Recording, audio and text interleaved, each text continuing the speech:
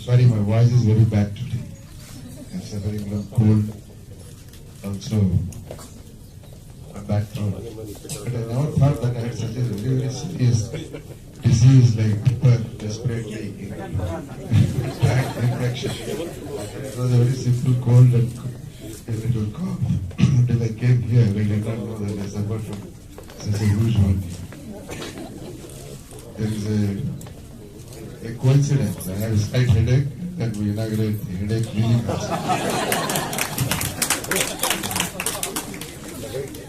I will not talk anything on medical technology. You are much better qualified and trained in that particular aspect. I will confine to what I have been called for as a speaker, a validectory function for the personality development program. Before that, let me compliment and tell you, whenever I have gone earlier for any program connected with nursing and paramedics, the whole hall used to be full of girls from Kerala. And now it's a pleasant surprise and a change for me that all the native born girls and especially from the minority communities. I was pleasantly surprised. I was asking the CEO of the hospital that how come so many Muslim girls here, because Muslims culturally keep away from such professions. It's really, really good that you ventured into this and you are going to be ambassadors, and hundreds and thousands of girls like you should join this profession. It's a very noble profession. You will not clearly have good future for yourselves, for your families, and you will also be able to spread that message of progress, which Islam really stands for when it comes to women. Let me also reassure all of you that those of you who are getting into this profession, your jobs are assured. Though Dr. Samiullah said 80% of you got it while here, and then remaining 20% also got observed once you are out of this institution.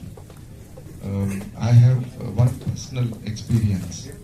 5-6 years back when I was Commissioner of Police here, one time the two diplomats here, the Consul General of the United States, who is posted in Hyderabad, and the Deputy High Commissioner of British High Commission, both of them visited me in some purpose. Alongside, when the discussion was taking place on visas, granting of visas, they were telling those who have completed their medicine, the quota is fixed for that year. Professors and other this thing, everywhere it was fixed. Only one area where it was unlimited in both UK and US when it came to visas.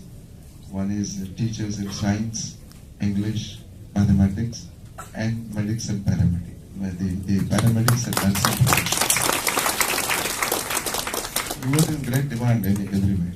You were in great demand everywhere. That's why you did not worry about whether you get a job or not. Every one of you will have a good job and a good future.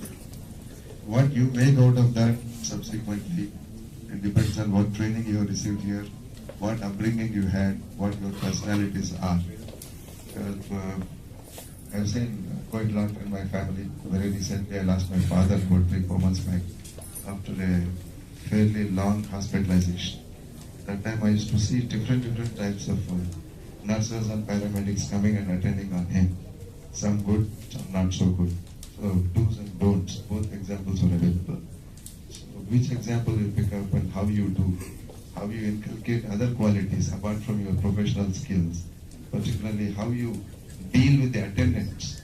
This is something that is out of equation when it comes to medical profession till recently. And how much of patience you have in dealing with their very strenuous demands, and then how you cope up with every tantrum that a patient throws in. And that is going to be the hallmark for your success in addition to your professional skills. Anyway, now that I said I will not get into this area, I will refrain, I will move away from that and confine only to personality development. Even here, I will not speak much. Probably you are hearing that I don't have a good throat at this moment. So only 2 pieces of advice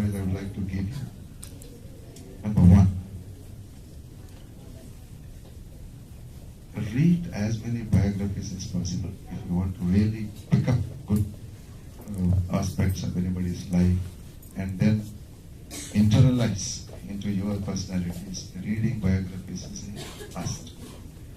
2 days away from now, we are going to celebrate Milad al-Nabi.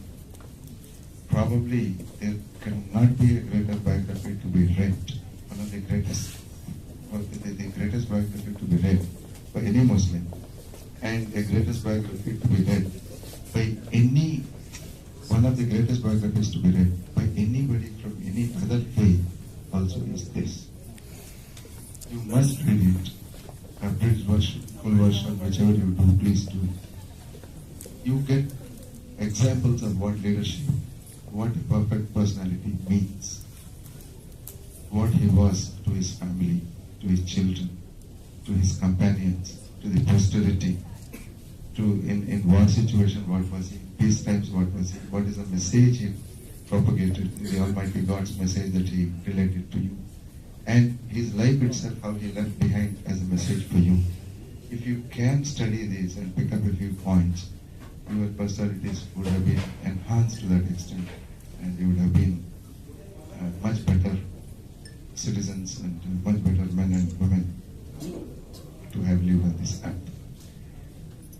I also venture to say there are many other good biographies. 2, 3 that I read recently. I keep reading them constantly.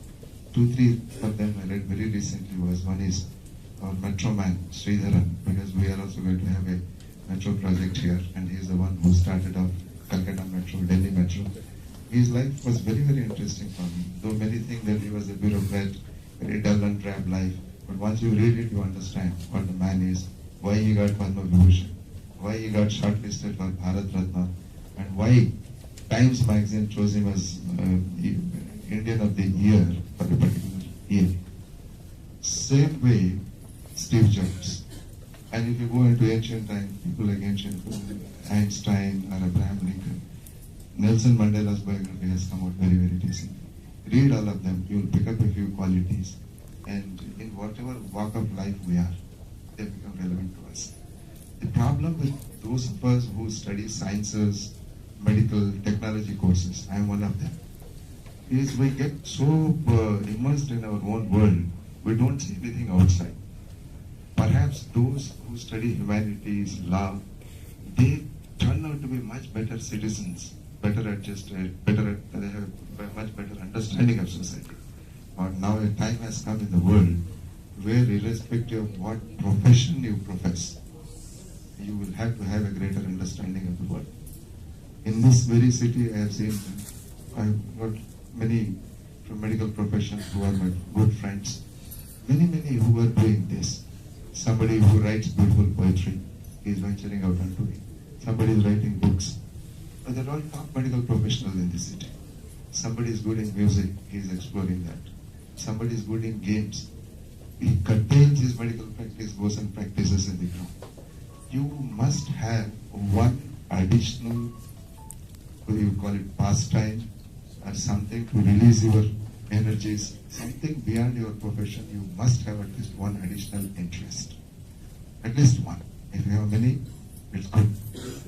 But at least one is definitely required to make you a better citizen, a better professional. It will help you in your own profession. This is not confined to only your profession. I have seen a lot of cricketers. Sachin Tendulkar is a good friend for me. The other day, De Villiers was here at the time. I can tell perhaps these are the two greatest of the cricketers that we had in the last decade, 2 decades. De Villiers, I asked him last year when he was here, when he came to play on behalf of Mumbai, Missouri, the Bangalore team, when he came to play here, the Royal Challengers Bangalore. What is it? Why are you able to bat so well and get so many different angles which normally other cricketers, other batsmen could not do? He says that is because of I play rugby, I play hockey. In both of them, he represented his nation, South Africa, at the national level as the top player. So he says, because I play those two games. One is because of rugby, my footwork is better and my limbs are stronger. And when it comes to hockey, because I keep playing onside more in hockey, normally the stick movement is towards the outside. In cricket also I'm able to get those shots. So that confuses the rival captain. He does not know what field to set. The bowler does not know what length and what line to bowl to him.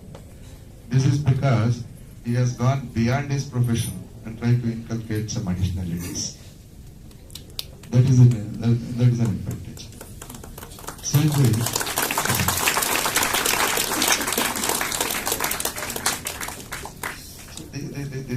these are the two pieces of advice that I give.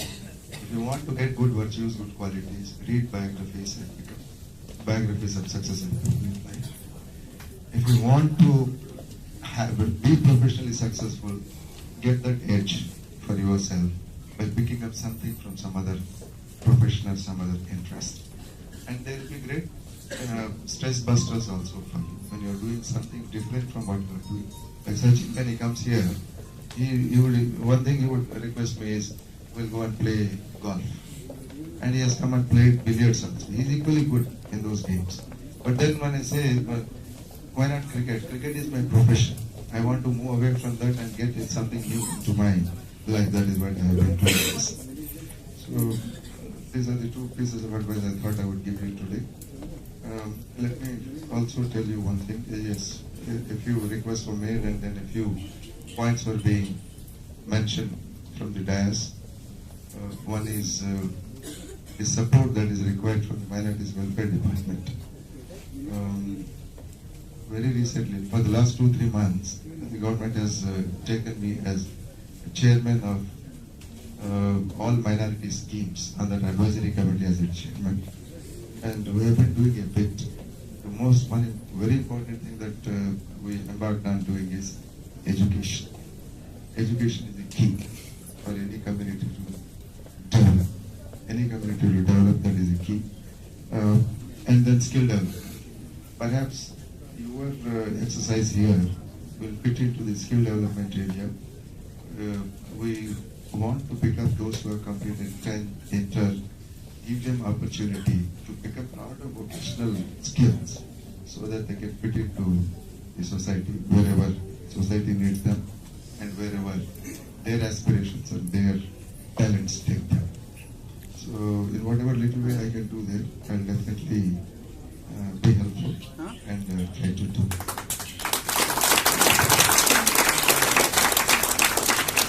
The second one, the other one that I want to tell, Hyderabad, last 15 years I've been telling. I've seen this city in 1980s, 1990s, first as 1980s as Deputy Commissioner of Police, 1990s as Joint Commissioner of Police, and starting from 2002, continuously for 13 years I have worked as Additional Commissioner Law and Order, Traffic, Crimes, and then as Commissioner of Police.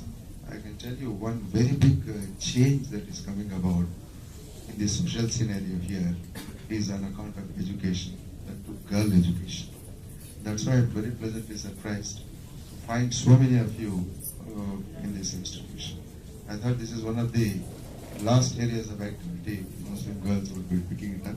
Now that you have picked up, I hope you will be able to do this and you will be able to spread this message so that many, many more could come. To you, all the girls here, let me tell you, was it last year or last before year, I attended one program organized by 45 schools in Old City. They were felicitating the toppers, those who had come first and second. They were giving them prizes.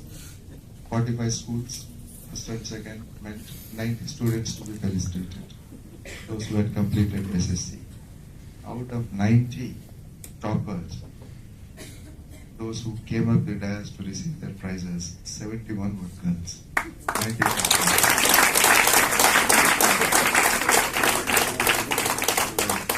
This should encourage you to do much more than what you have set out to do. Set your aims very high, start doing. I'm very sure that all of you will excel in your professions, excel in life, and thereby enrich the society. In fact, this is the panacea, according to me, for all the ills of Hyderabad society also. When I was moving away from the city as Commissioner of Police, some felicitation programs were organized. Many were telling, oh, you did this, that, you did that, and then maintained communal harmony and all that. I said, okay, it looks very good to hear. maybe when I was Commissioner of Police, when you were speaking all this, I also was soaking in the glory and thinking that I have done something very good. But while parting, let me tell you the truth. The truth is, if there is much less of communalism today, it's not because the leaders have changed. It's because the people have changed. People have changed on account of education.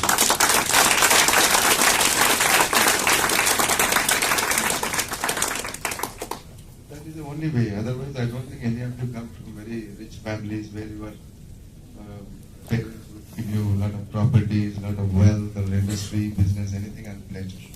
You're not going to get it. You have to work hard and do it. If you have to work hard and do it, the only way to come up in life and take your families forward. So once again, let me tell you, I'm really very happy to be part of this program and see all of you there. May God bless you with great future and great lives. Thank you.